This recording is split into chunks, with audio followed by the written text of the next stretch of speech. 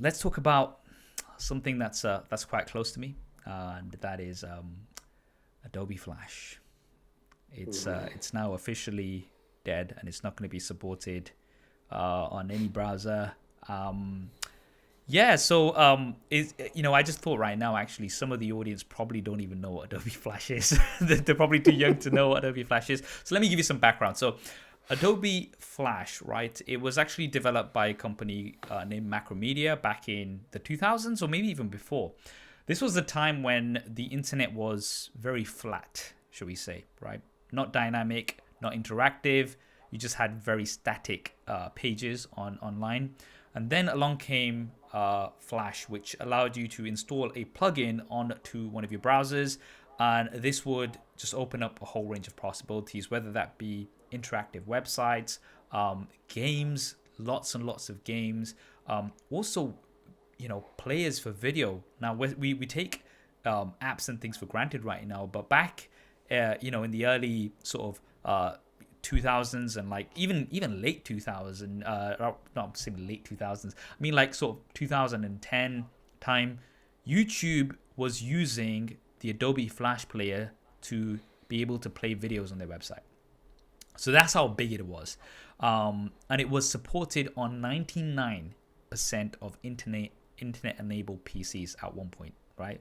So pretty much if you had a computer, it would have Flash pretty much pre-installed on it because of how important it was to the internet. Now, to give you some background, for myself, I actually was a Flash, 3D Flash, a Flash and 3D animator. That was kind of one of my job roles back in the day. So I was a multimedia designer, but one of my key roles, and at one point my actual job title was 3D and Flash animator, right? So I Wait, used wait, wait, to, wait, wait. Saf, question. So, yeah, does it mean you can also code as well? Are you yeah, telling us you can code? yeah, All yeah. right, we So need this. We need another podcast on that. But just continue. yeah, Just about wanted to my put that out coding experience. there. Yeah. Yeah, but yeah, I've done JPython, HTML, JavaScript, ActionScript for Flash, but we'll talk about that in a future episode. So yeah, for myself, a few days ago, I actually tweeted on New Year's Day, marking the end of Flash. I captured a video of my online portfolio, which was a website that I created at university. And that was actually what got me my first job, by seeing my skills in 3D animation and Flash combined into a form of a website. That actually got me my first job. And I created many websites in Flash. And, I was fortunate enough to actually win 3 Adobe Site of the Day awards. So my website, or a website that I had worked on and created, was featured on Adobe's, page to kind of showcase great Flash design. And then, Wow. yeah, so that's something that a lot of people may not have known about. So that was kind of my background. So now, then I think it was around 2010. Flash is all good, but now the iPhone's in the game, right? And smartphones and Yeah. tablets are coming in the game. Now, Android did support Flash on browsers. It didn't work really well, I'll be completely honest. Oh, it was terrible. Apple decided to not support Flash, and Steve Jobs actually wrote an open letter, and at the time I was very salty about it. I'm not going to lie, because I was just like, this is my livelihood. Why are you taking it away from me? But in hindsight, looking back, he was totally right. The problem was the Adobe Flash Player was made for a mouse and keyboard experience. It was made for computers, PCs, laptops. It was not made for a touch interface, right? In Yeah. addition to that, it was also a battery hog for smartphones and tablets, and there were also lots of security vulnerabilities, right?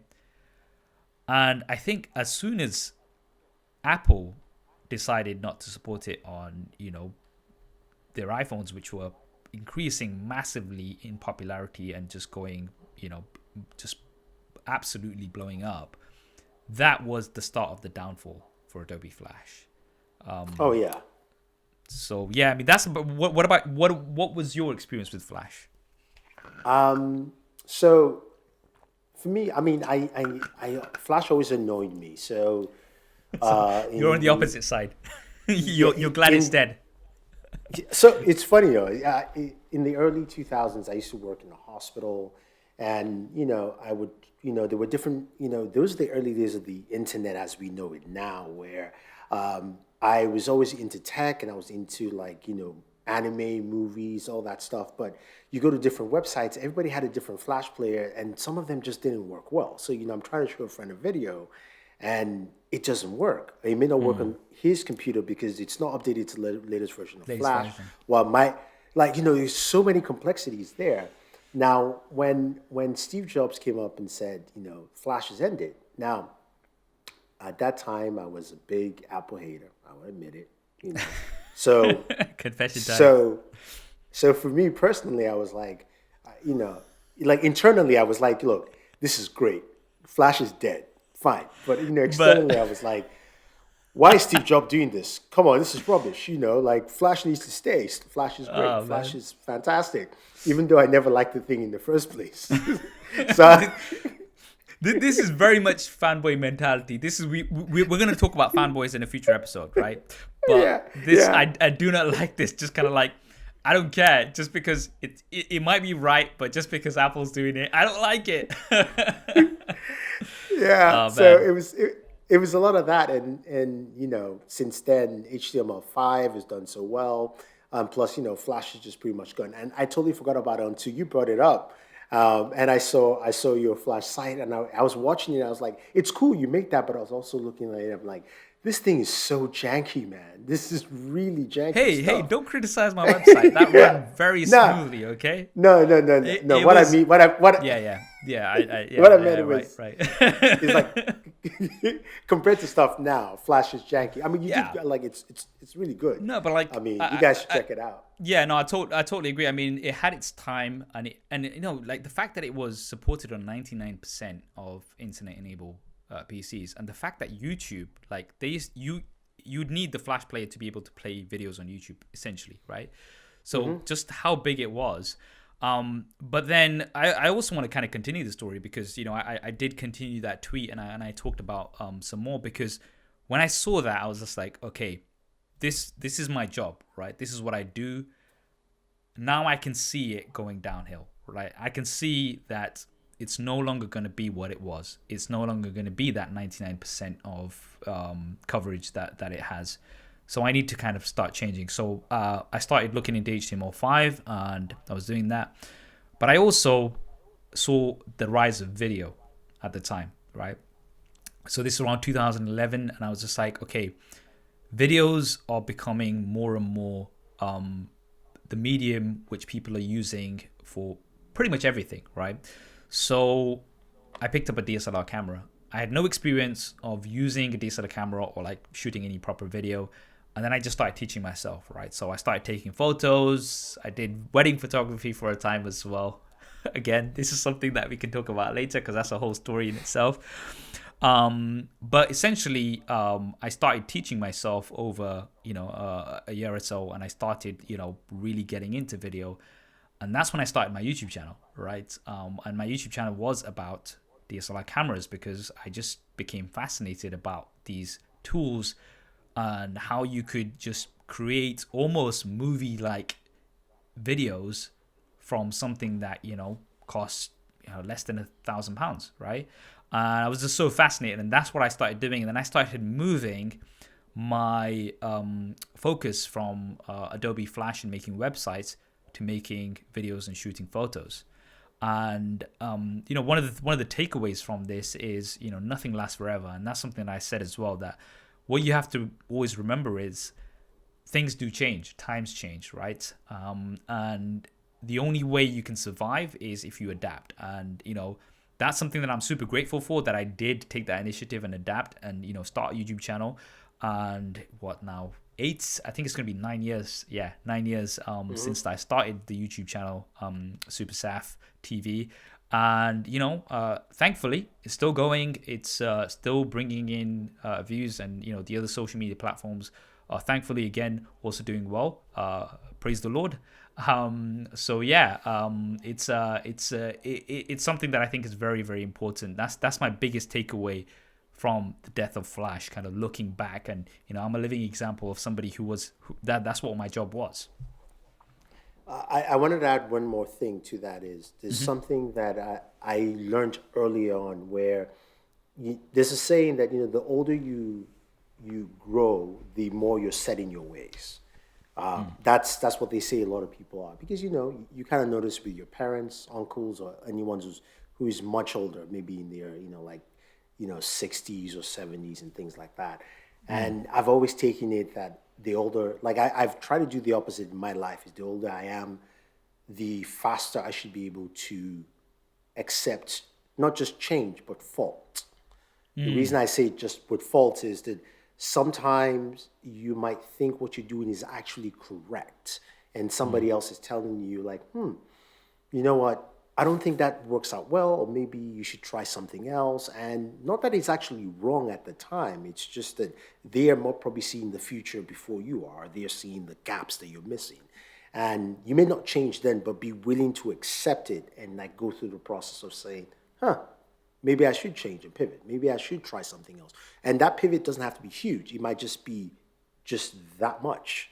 It might be the pivot for someone who's a lawyer to go from one type of law and go slightly adjacent just because it works well for them, or it may be like Saf going from Adobe Flash creation to making YouTube videos, or myself being a microbiologist to now making YouTube videos. So life is one of those things that you just have to be willing to make that change and accept fault as well, because we are not perfect. That's just how I see it.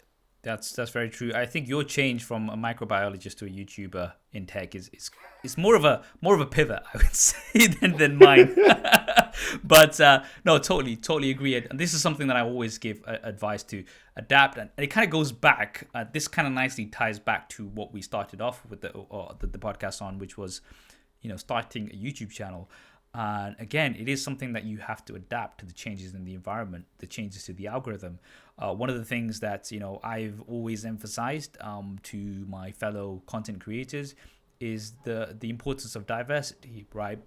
Diversity, where you can't put all your eggs in one basket, right? So creating content on other platforms as well, making sure that if one doesn't go the way you think it's gonna, at least you have something else to go on to, right? And I think that's so important. And I think that in terms of diversifying your content and the different platforms, recently I started an account on TikTok, and I got a lot of hate for that as well. And I think that will be a very interesting, maybe we can cover that in the next episode, where we can kind of deep dive into the different social media platforms and how and why you should be diversifying across those. Yeah, I agree. I think that's a really important one to look at, because I've noticed a lot of people who said, hey, like, why are you on that? And why shouldn't you be there? I mean, I would honestly say be on every platform except Snapchat. That's just me. because he's too old for Snapchat. No, I mean, again, Snapchat, that's an interesting one, because I've got so many thoughts about Snapchat as well.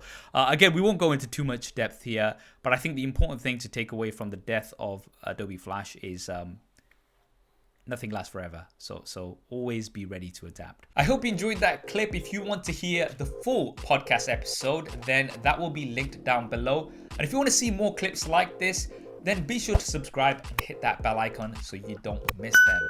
Thanks for watching. This is Saf on SuperSaf Speaks, and I'll see you next time.